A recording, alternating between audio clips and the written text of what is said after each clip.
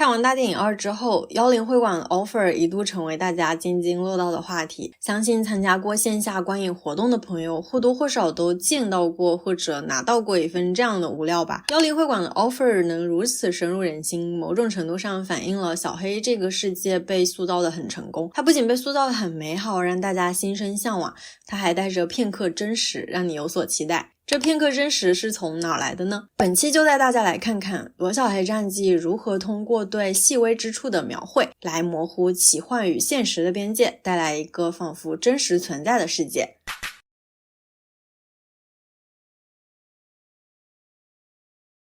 在 logo 消失后的黑场里铺着2种音效，鸟叫声和手机短信的提示音。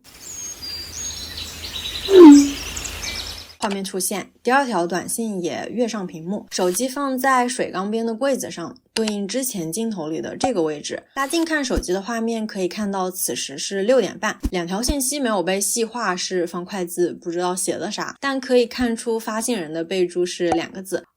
初步排除西木子。2条短信的长度不一样，第1条短一些，第2条字数多些。手机的通知栏上还有些图标，右上角的电量大家先记一下。镜头由室内转到室外，背景音效里铺着的鸟叫声更大了，增加了翅膀扑棱的声音、水流的声音还有脚步声。而且因为人物是从左侧过来的，所以脚步声的音效做了偏左声道的处理。我再放一遍，大家可以戴上耳机感受一下。这里的小鸟查了一下是树麻雀，也就是咱们生活中最常见的那种麻雀，外貌特征都能对上。这段小鸟的戏也很足，短短3秒钟，韩木春娃恨不得塞800个动作。我在之前的 PV 解析视频里讲过，这里给大家再放一下。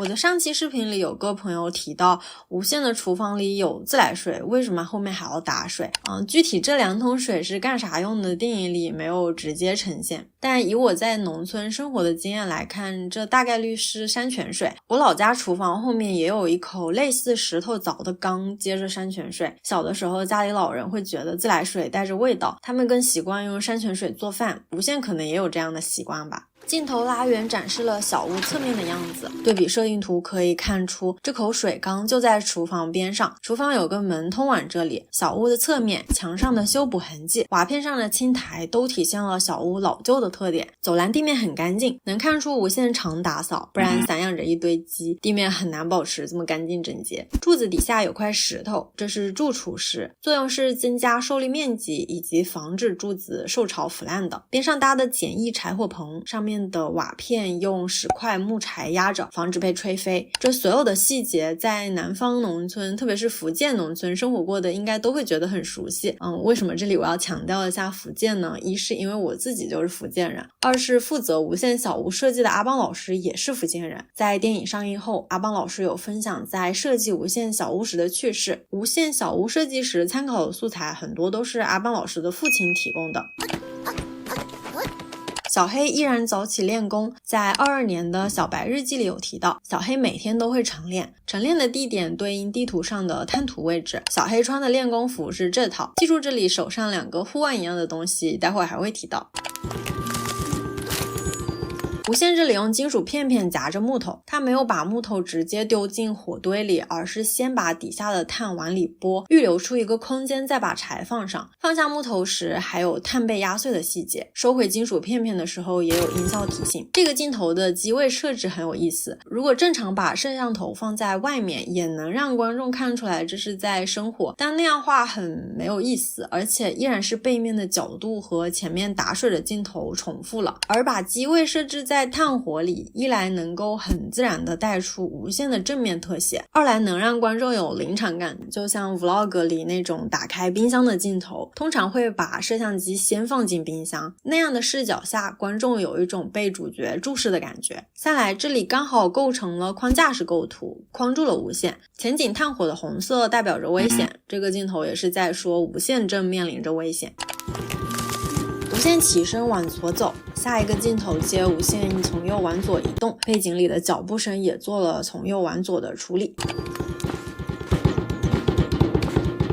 整个人物动线是符合厨房布局的。无线浴巾控制菜刀多着肉馅，刀上沾着肉末，灶台边上只有少许肉末溅出。相比之前这个脏乱的灶台，现在干净整洁了许多，这也侧面说明了无线厨艺的进步。刚开始学做菜的人往往是顾不上台面怎么样的，注意力只在锅里，直到做饭渐渐熟练，才会在做饭过程中顺带收拾一下。这是一块和好醒过的面团，说明无线起床的时间远早于6点半。仔细看无线背后的柜子，除了储物罐罐，还藏着一块2条麻酱，这是阿邦老师的标志。灶台边上放着酱油、料酒以及上等蚝油，每天排的。蚝油要放冰箱保存，不然很容易变质。这个知识点显然现在的无线还没有掌握。当然了，这也不怪他，毕竟负责厨房设定的阿邦老师也是在上映后才知道蚝油要放冰箱里，而很多人可能到现在也依然不知道。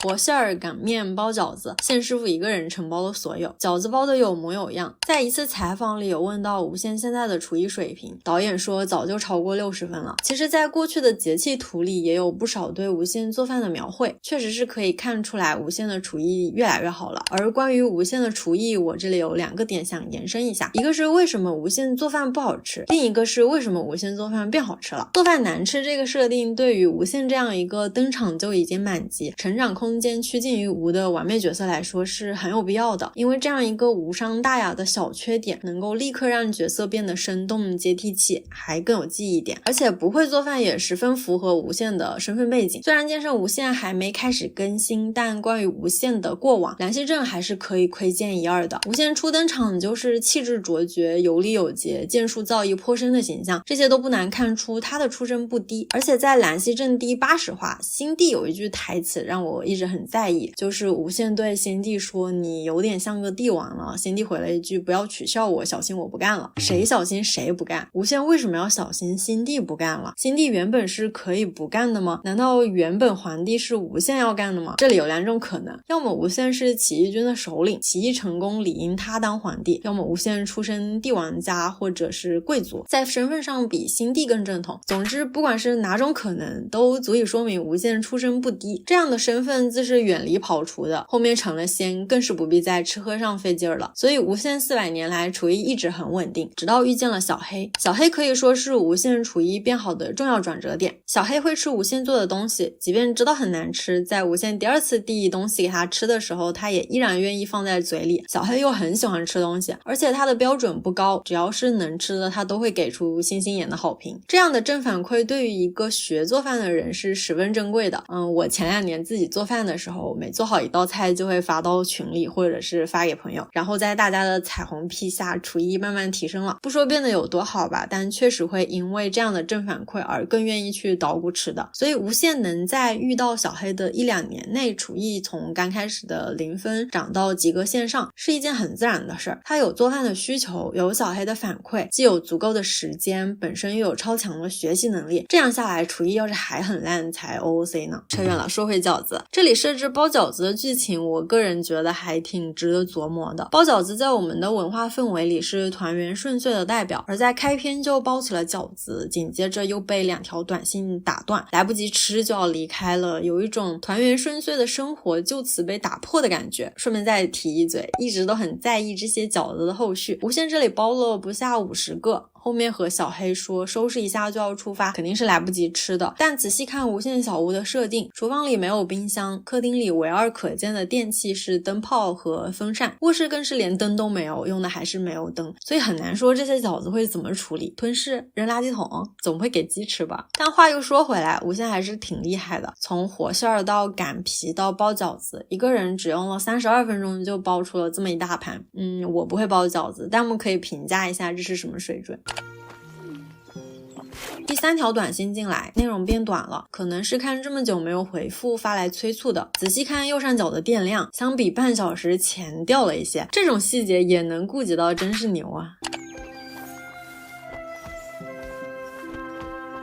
吴宪边擦手边玉心拿到手机，擦手这里仔细看有个左手翻转的细节，在介绍于婉老师的微博里有放出这段作画过程，可以看出即便这个镜头里吴宪的左手处在镜头的边缘位置，主创们也一点没有含糊，依然设计了翻转着擦手的动作细节，增加了人物演出的丰富度与真实性。吴宪拿到手机后抬眸面容解锁，这里有一帧啊，就一帧，吴宪眼睛里多了2个小小的白圈，很小，和高光的位置有一点偏移。我不是动画专业相关，所以我不能打包票，这不是 bug。但我之所以会注意到这个细节，是因为我在看这个镜头的时候就在想，人的眼睛由非发光物体看向发光物体的时候，眼睛里应该要有对应的光反射细节。然后我就注意到了吴宪眼睛这里确实是闪了一下，放大看就看到了这2圈。所以虽然我不能确认这里到底是不是 bug， 但这个发现能满足我对这个情节设计的细节预想，那就当它是特意设计的咯。吴宪阅读3条短信用了一定的时间，所以在看向手机后隔了一会儿才有反应，眼睛瞪大，嘴角放平。但从后面开会的剧情我们可以知道，短信里是没有提到流石会馆覆灭这件事的。那这3条短信写了啥呢？我编不出来，抖抖木头。小黑打沙包这段戏力量感十足，但要怎么让观众感受到小黑真的很用力在打呢？主创们除了用拳拳到肉的转机音效、干脆利落的肢体动作来传递力量感以外，还在画面上加了这种小细节。这既可以看成是转机声的具象化表现，也可以理解为拳头砸在沙包上震起的灰尘。不管你怎么理解，都在默默强化着你对小黑这一拳一脚的力量感知。其实同样的打沙包镜头前面也有，但2个镜头出现的节点不同，传递的信息也就不同了。第一次打沙包主要是为了告诉观众小黑也起床了，并且在晨练。叙事重点是在吴宪的厨房那边，因此选择了一个大远景来呈现这一信息。而从这里开始，故事即将围绕着吴宪、小黑2个人展开，需要给小黑一个正式登场的镜头，因此切了近景。不过2个镜头之间仔细看还是有区别的，就是小黑手上的黑色护腕没有了。也很好理解，毕竟等会要戴特制手镯了，如果手上还戴着护腕会干扰观众的理解，所以安排在练功过程中摘了。小黑后撤步停下，刚好远景带出了吴宪，随着小黑转头看过去，焦点也随之落在了吴宪身上。即使是个大远景，也依然给吴宪画了视线跟随转头看小黑的细节，而这样的细节后面还有很多。有新任务了，收拾一下，我们出发。这次去哪儿？去总馆。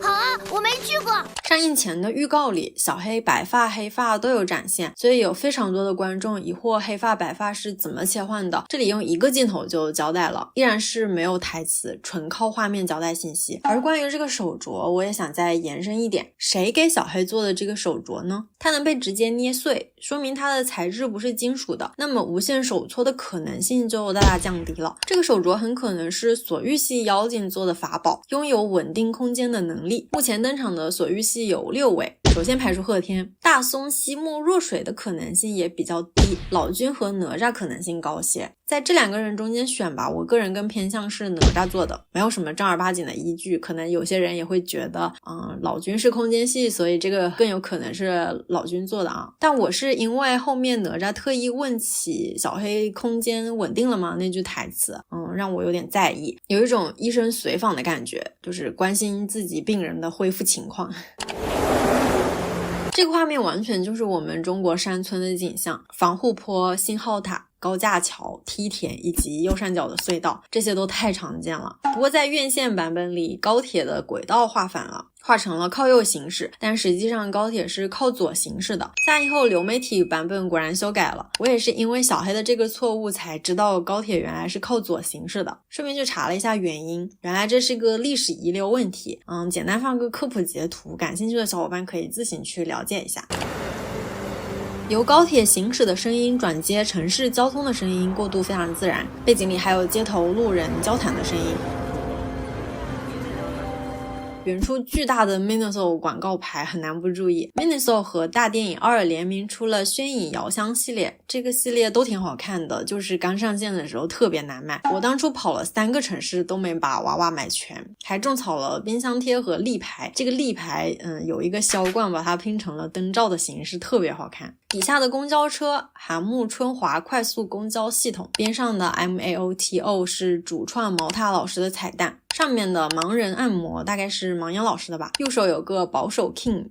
没什么依据，不过感觉这种梗应该是阿邦老师的吧。视线回到地上，路口有个路人低头玩手机在等红灯，无限走在前面，小黑吃着冰淇淋抬头看门上的韩木春华招牌，字母他肯定是看不懂的，所以大概率是在看边上那个奇奇怪怪的笑脸年糕吧。发现师傅快走远了，小猫咪快步跟上，仔细看这里韩木会馆的大门上还印着路上的车。镜头上摇，切到室内电梯间，同样也是从下往上的镜头走势，前后衔接非常自然。这个镜头的设计我很喜欢，镜头对着电梯门，既能呈现电梯内无限小黑的状态，又能少切一个镜头直接展现电梯外的景象。仔细看电梯门的倒影，会发现小黑边吃冰淇淋边看电梯上涨的层数，小黑是能看懂数字的，这一点在番剧第2集也有体现。电梯到达时发出了声响，小黑对声音很敏锐，立刻抬头看向了电梯的顶部，还发出了疑惑的声音。师傅同时眨了眨眼，随后电梯门打开。电梯内外音效氛围大不相同，电梯内只有电梯运行以及小黑吃冰淇淋的声音，电梯外人声嘈杂，仔细听还能听到哈欠声。好的，请跟我来。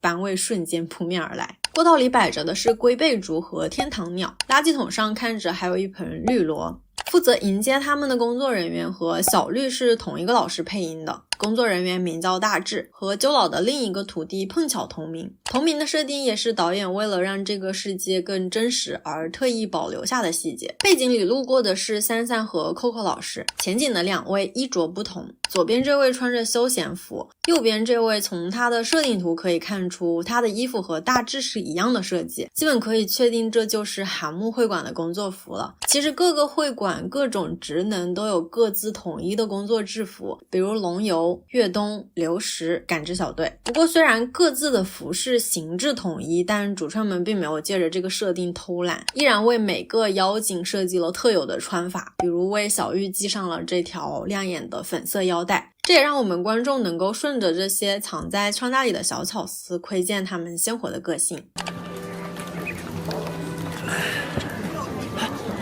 无限大人，无限大人，无限大人，无限大人，无限大人，真的是无限大人。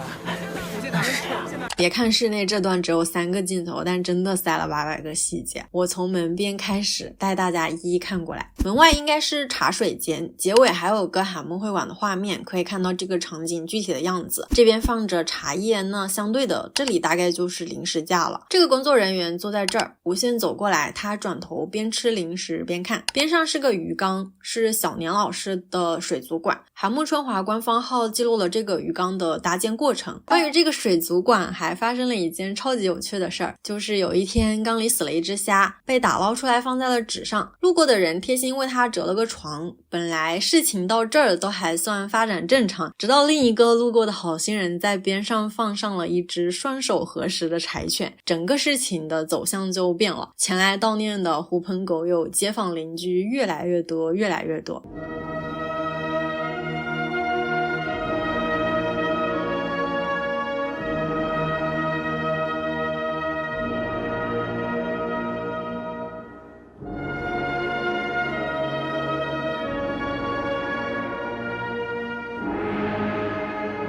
这一切的一切都源于小南瓜老师的随手一放，才让我们见识到了这场别开生面的虾虾的葬礼。随着无限走进来，有4个工作人员率先发现，分别是第一排位于门两边的工作人员，第2排角落里的紫发小姐姐，第3排伸懒腰的眼镜小哥哥。我们依次来看一下。第一排左边的小姐姐本来在认真工作，右边的小姐姐在认真泡茶。注意到有人进来，他俩的反应都是转头先平淡的看了一眼，然后发现是无限，开始惊讶。第3排的眼镜小哥哥在处理完部分工作后关掉了2个窗口。关掉窗口这里的手部动作真的做得无敌细致，他是点完了第1个关闭，然后手移动了一下才点的第2个关闭。还是虚空操作，根本没有用到鼠标，鉴定为不是人。不过话说回来，这个窗口看着有点像是桌面便签软件，不知道你们有没有用过？大概长这样。关掉窗口后，他就在工位上做了个拉伸，也因此注意到了走进来的无限。他第一时间探头确认，然后转头告诉边上2个认真工作的同事。左边第1个同事尖耳是妖精，衣着款式看着有点像是韩木会馆的工作服。他在打字，打字这里的描绘也是细致的令人发指。他先是看着屏幕，然后低头开始打字。与此同时，屏幕上出现了输入法的候选框，随着打字进度，候选框的长度也在时刻发生着变化。不知道打了什么，反正最后那个键位按的是回车，然后弹出了一个提示窗口，他点了确认键，窗口消失。这里按键的落胶失焦细节也没有漏画，真的好恐怖，谁会在动画片里画这种东西啊？左边第2个埋头苦干的同事耳朵也尖尖的，应该也是妖精。他听到动静后抬起了头。第2排的紫发小姐姐原本是在和黄发小姐姐交谈，紫发说完后，黄发点了点头，看状态应该是吩咐她或者教她做什么事儿。然后因为紫发面对着门的方向，所以无限进来后，他也是第一时间就发现了，这声无限大人就是他喊的。无限大人！喊完后捧着脸看着无限，也是他的这声无限大人惊醒了办公室里其他埋头苦干的工作人员除了他。每个人听到无限来了的前后反应都不一样。头顶悬凤的这个小姐姐在喝水，她听到有人喊无限大人，先是看了眼喊的人，然后才回头看的门口。她背后的这个棒球帽小哥就更好笑了，其实他注意到有人来了，先是看了一眼，但也是没反应过来是无限，等反应过来之后了一声，然后赶紧翻抽屉找手机，对着无限一阵狂拍。他边上这个头戴耳机的小哥哥和他形成了强烈的反差，全程都沉浸在音乐的世界里，对外界的躁动完全没反应。同样头戴耳机的还有另一个小姐姐，不过她因为就在过道边，所以她注意到了大家的反应，摘下耳机和无限打了招呼。看到小黑她还惊讶了一下。这个小姐姐没有人设图，但她的设定还挺有个性的，靠近脖子内侧的发尾染了橙色。刚开始看我还以为是个上色的 bug， 但结合前后镜头可以看出来这就是特意设计的。同样在设定上很亮眼的还有下个镜头的小姐姐，相信很多观众都对她印象深刻。我当初看到她的第一眼就被吸引了，她耳朵上的配饰特别有记忆点，在她转头的时候还晃了晃。边上的小哥哥左眼下方也设计了泪痣，借由2个人的对话，非常自然地向新观众介绍了无限的名字，让新观众知道了他也是人类，并且是会馆最强的执行者。2个人的穿搭设计也是非常用心，配色和场景做了呼应，整个画面好看又和谐。场景里的小彩蛋也特别多，比如花瓶上的 flower 熊猫，桌面上摆着的吃豆人的本子，本子上还别着一支多色暗动笔。视线移到边上的电脑屏幕上，下面一个文件写的是进度表，上面那个经过寿比木头群友的抽丝剥茧最终确认写的字是云云，是背景组老师的彩蛋。过道上还放着一箱饼，是那些年老板烤的饼。桌上摆着的绿植有龟背竹、绿萝、金钻、富贵竹，都是非常常见的室内观赏植物，谁的办公室里没摆上几盆呢？不仅是场景人物做的细致，这段的背景音也特别有信息量。在无限进来前，办公室里是小鸡的叫声和键盘声，发现无限进来后就是此起彼伏的无限大人了。无限大人，无限大人，无限大人，无限大人，真的是无限。面对大家的热情，无限也一一进行了回应，在招呼声中还夹杂了一句关切的询问。无限大人，无限大人，还有问候小猫的台词。是他也是我们人类哦。至此，这段细节总算是讲完了，总共17秒，1800字。我再放一遍，大家可以带着刚刚我讲的信息自己感受一下。无限大人，无限大人，无限大人，无限大人，无限大人，真的是无限大人，无限大人，他是会馆最强的执行者，无限。是他也是我们人类哦。师傅，这里有好多人呢，不是不能让人类知道妖精的存在吗？他们在这里工作，是会馆信任的人。他们也有灵力吗？少数有，大部分是普通人。总馆里的人类更多。需要帮忙吗？不用。那么祝您旅途愉快。这里小黑对着眼前的门上下打量了好几眼，左看看右瞧瞧，因为这个门没有把手，所以小黑在疑惑该从哪儿进。不过他虽然有疑惑，但在无限摸了摸他的头之后，还是乖乖跟上了。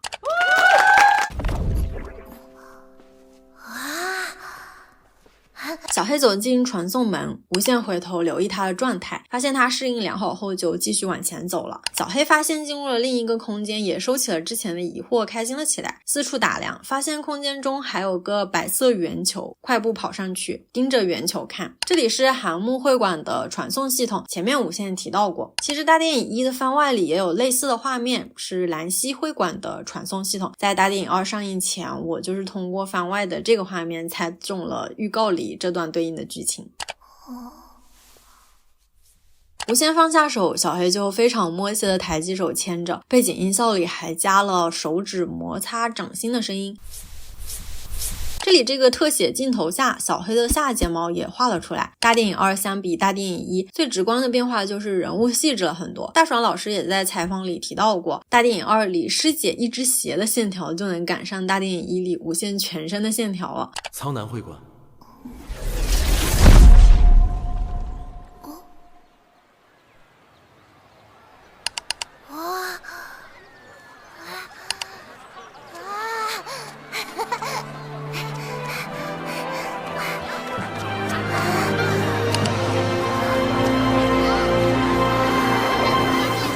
随着小黑跑动，音乐响起，镜头慢慢拉开，苍南会馆映入眼帘。小黑这段跑向传送门广场的动画，当初预告放出来的时候，很多观众吐槽画得很僵硬，但正片的时候明显优化了很多。这里分开看大家可能看不太出来，但我把预告和正片叠在一起慢放一下，你们就能看出不同了。总之，大电影2是一直优化到上映前的最后一刻，这一点在日版制作人的采访中有提到。由于传送门广场这第一个镜头囊括的人物实在太多了，而且在后面的镜头都有2次呈现，所以我先跳过这个长镜头。后面所有角色的身份都是通过官方释出的设定图确认的，而且很多角色在兰溪镇里都有登场。为了尽可能对上，我把兰溪镇登场的所有妖精全列了出来，将近400个。当然了，我一个人不可能全部对上，所以喊来了手比木头的群友一起连连看，尽可能把登场过的妖精都找出来。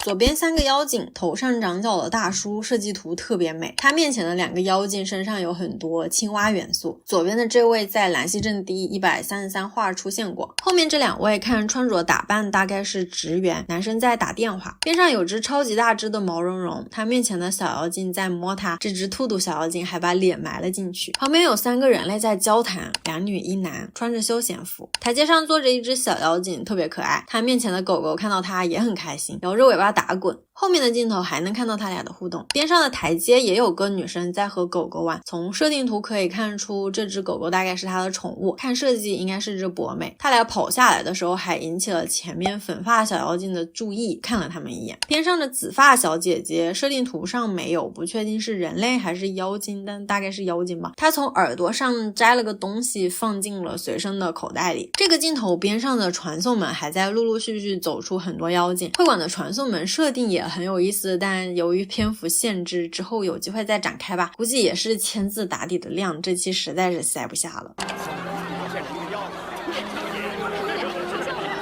这个镜头下的场景在苍南会馆的设计图里能找到对应的设定，可以看到被树木环绕着的长廊、大亭子、小亭子，还有它们的结构。即便这只是一个时长不到5秒的镜头，但目之所及也全是细节，力求真实。前景戴毛线帽的大哥是人类，左边红发绿衣服的2位没有设定图，但面部特征看着比较像妖精。绿衣小妖精拉住往前走的红发小妖精，示意他看那边说相声的2位。红发小小妖精停下，往右探了一下身子，看向他所指的方向。这两位穿着大褂，手拿折扇，说说笑笑，的确很像在讲相声。右边2个小朋友在说话，他们后面还有3个穿着校服的学生也在说说笑笑。边上紫发妖精的设定看人设图也很有意思，脚踩洞洞鞋，左手拿着悠悠球，右手拿着大电池，他旁边还站着一只把自己裹得严严实实的小妖精。这里有个四处看的路人，设定图上没有找到对应的，他面前是一只超大的毛茸茸，原型是小熊猫，打扮的还挺潮的，头上绑着方巾，脖子上挂着锁链，锁链下还挂着一只陶笛。和他交谈的2个小妖精分别长这样，这边这个双马尾对应的是这个小妖精，他应该是和朋友约好了在传送门广场见面。这里能看到他朝空中挥了挥手，从不远处朝他飞来了一个拿着手提箱的小妖精，不过很可惜没有找到这个小妖精的设定图，他俩的互动看着也很可爱。远处的长廊顶上坐着2只小动物，看设定图是猫猫和猫猫鱼，特别有意思。树下坐着2个人，边晒太阳边喝茶边聊天，他们边上还有一个路人在打视频电话，后面亭子里还有一个小乐团，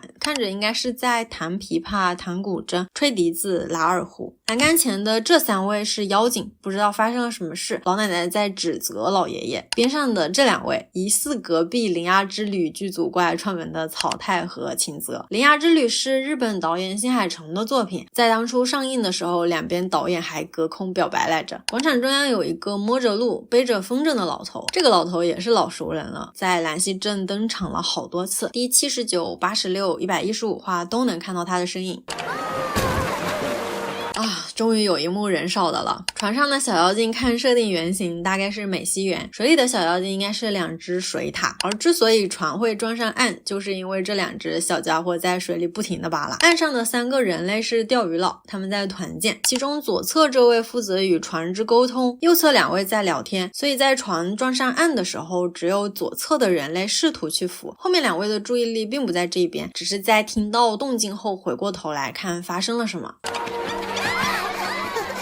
左侧大福瑞十分引人注目，他和右边的围裙小哥以及前面出现过的头上长角的大叔、兔兔、猫猫和猫猫鱼都出自同一位画手。除了这几位，1级执行者白姨也是这个太太设计的。后方台阶处是前面介绍过的几个妖精与人类，兔兔和小孩走到了大猫猫面前交流，台阶上的小妖精朝小狗狗挥了挥手，小狗就扑到了他的怀里，还舔了他的脸。背后原本3人的小队这里缺了男生，他去哪儿了呢？他走到广场上找前面和狗狗玩的那位女生了。边上围裙小哥哥前面第一个镜头里他在摇尾巴，牵着2只小妖精，小女孩的注意力完全被疾驰而过的大兔子吸引了，原地就跳了起来。小黑也被吸引了目光，跟着跑了过去。说到这个大兔子，好像很多人都不知道它的名字，它叫基尔兔，在大电影1里就出现过，之前出过小的毛绒周边，前几天也上了个大的抱枕，泰山基尔兔，小黑店就可以购买。坐在基尔兔身上的2个小妖精长这样，小黑背后2个妖精在聊天，对应设定图里是这2位。边上的2个妖精设定也很有意思，一个单手插兜吹着泡泡糖，另一个坐在龟龟上，脸上是京剧花脸的元素。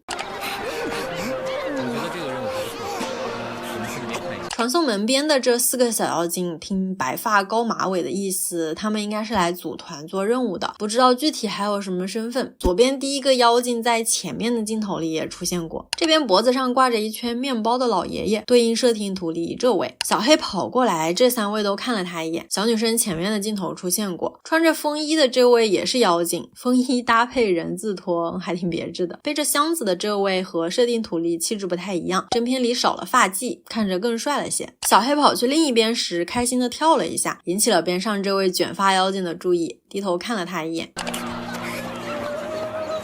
左侧拿着锣的小妖精，结合后面的镜头，他应该是在敲锣找人。他的同族妖精在兰溪镇第86话登场过，还找青柠看了病。他背后的这2个人类只找到了绿色卫衣的设定图，前几的女孩没找到。高台上是一个老年旅行团，导游带着小蜜蜂举着旗子，老年人分别是这4位。传送门前还有摄影留念的，摄影师把相机放下后，剪刀手也都放下了。广场上这3位在聊天，在介绍叶子老师的微博里，这段线稿有被放出，里面有他们聊天的内容。这里提到的毛毛少女之争就发生在韩木春华第2届乒乓球大赛上，最终的结果是少女赢了毛毛，拿下了冠军。其中值得一提的是木头对战10月0比3惨遭淘汰，赛后还发文质问组委会黑幕何在。这段线稿里还有2句台词，第一句有些看不清，第2句写的是晚上去吃铁板烧吧，是这2位的对话。左边红衣小姐姐是师姐候选演员在就业，最右边这位太极熊猫在兰溪镇第133话登场过，他后面的小妖精们一边在学平衡车，另一边在用肉干逗狗。镜头上摇带出了传送门的全貌，关于传送门的细节考究，感兴趣的可以去看这支视频。这个空镜里的这些鸟特别像兰溪镇第127话里给狗哥送信的那只，不过尾巴结构有一点不一样，不确定有没有关系。这是会馆最早的传送门，已经有1000多年的历史了。哦，走吧。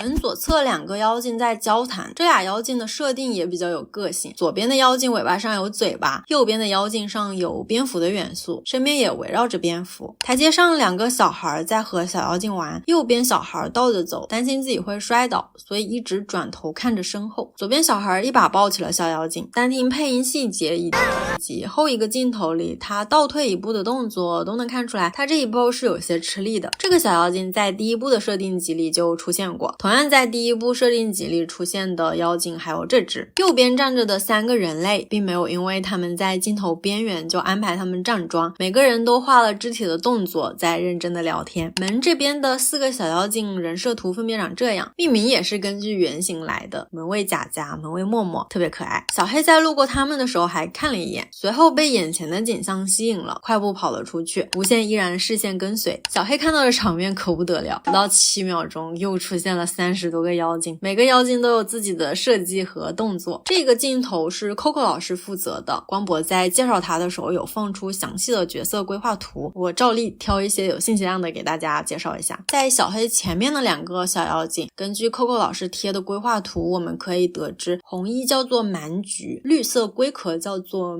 米龟年。左边聊天的2位，穿着背带裤的这位叫做鹦鹉，背着弓箭的是鹿野候选演员在就业，边上这位给他设计的戏份是飞着纸飞机逗前面的小狗狗，中间是一个普通人类，右边的大块头设计特意标注了可以不露脚，这样方便画。背后跟着的小妖精对应的是这3位，有意思的是这位竟然叫崔灵妖。河边的2位妖精，右边的穿着蓑衣在钓鱼，左边站着的这个名字很好听，叫做背月。所以他背后背着的是月亮啊，我还以为背的是冲浪板呢。他也在兰溪镇里登场过，在第79话。礼品店这边外表有个人类在看着店铺慢慢走，他边上是另一个鹿野候选演员，店内有个挑好礼品大包小包往外走的女士，边上的饭店同样的场景在兰溪镇第120话也出现过。其实整个传送门广场在120话里都有呈现，在我之前的预告解析里有做更具体的比对，这里就不再赘述了。第1桌设计的戏是人类一家，小孩带着滑板车来找大人吃东西。第2桌是点餐戏份，红色吊带的这位也是鹿野候选演员在就业。路边走着的是这些妖精，其中最右侧的妖精在兰溪镇第79、86、115都有登场，他们身上鱼和眼睛的元素特别多，不知道原型是什么。这只西装小妖精和桥边这群是一起的，看着好像是在做什么开业前的培训。这里有个喝着饮料看店铺的路人，和庆斋前面的小妖精看着和这里的这只是一起的。这边的这只红衣小妖精，我本来以为它推着的是垃圾车什么的，但设定图上这个车写了是餐车。再往前排放下已经是远景了，但仔细看还能看到画了很多角色，远处的建筑也能看出来苍南会馆不全是古代风格，还有一些现代建筑结构在设定图里体现的更明显。好了，细节就先讲到这儿。